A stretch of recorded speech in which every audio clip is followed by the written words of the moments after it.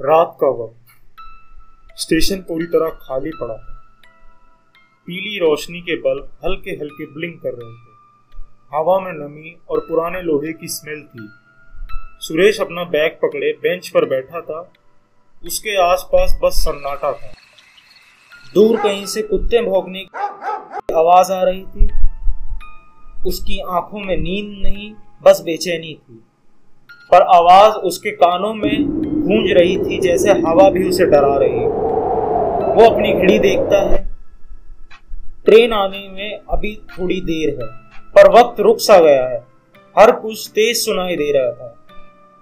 पत्तों का हिलना, दूर से किसी के जूतों की हल्की ठप ठप, फिर अचानक चुप। उसके दिल की धड़कन इतनी तेज थी जैसे हर बीट का एहसास हो रहा है।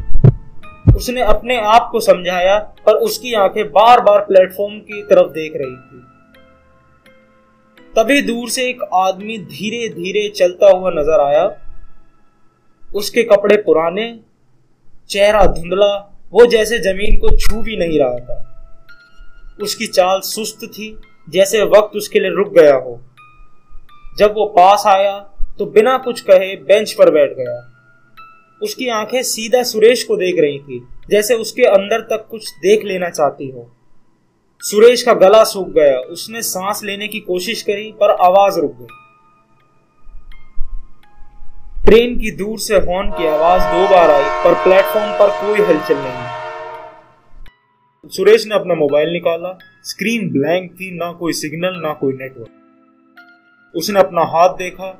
हल्की सी कांप, उसके रोंगटे खड़े हो चुके थे। उस आदमी के हाथ बेंच पर रखे थे।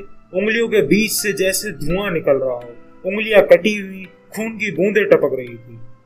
उसकी आंखों में एक अजीब सा सुकून था, जो सुरेश को और भी डरा रहा था। अचानक ट्रेन की लाइट दूर से दिखाई दी। सुरेश का रंग उड़ गया।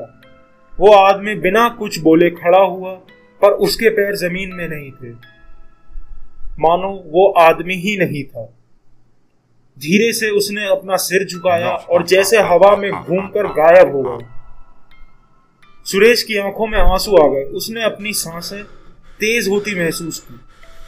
ट्रेन प्लेटफॉर्म पर आई, रुकी, पर उसने उस आदमी को दोबारा कभी नहीं देखा।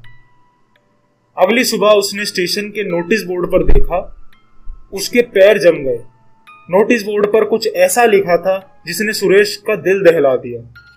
नोटिस बोर्ड पर लिखा था, इस प्लेटफॉर्म पर 10 साल पहले एक यात्री की मौत ट्रेन से टकराकर हुई थी। जब से कई लोगों ने अनजान आदमी को देखा है, जो रात के वक्त अपना सफर पूरा करने के इंतजार में है। ये नोटिस पढ़ने के तुरंत बाद सुरेश के हाथ कांप गए। आंखों में डर और हैरानी का मंजर था। उस पल उसे समझ कुछ नहीं आया। रात को उसने उसी यात्री को देखा था, जो अब भी अपने आखिरी सफर को पूरा करने के इंतजार में है।